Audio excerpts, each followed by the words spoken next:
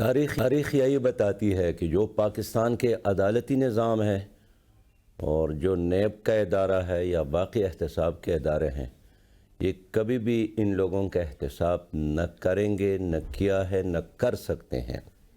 ان کا احتساب صرف اگر ممکن ہے تو پاکستانی قوم ہی کر سکتی ہے اپنے ووٹ کے ذریعے الیکشن میں، اس لیے کہ خود عدالتوں میں بڑے بڑے جج اعتراف کرتے ہیں کہ ہمارے ہاں انصاف نہیں ہے۔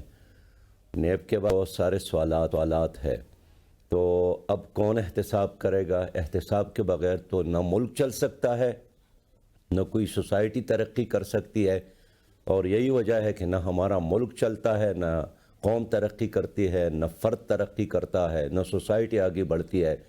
اس کی بنیادی وجہ یہی ہے کہ گزشتہ طویل عرصے سے کچھ سیاسی دہشت گرد ہے، کچھ معاشی دہشت گرد ہے، کچھ مسلح دہشت گرد ہے۔ ان تینوں دہشت گردی کی وجہ سے اور دہشت گردوں کی وجہ سے ہمارا معاشرہ بالکل جام ہے۔ دنیا نے چاند پر قدم رکھا اور ہم اسی جگہ پر کھڑے ہیں۔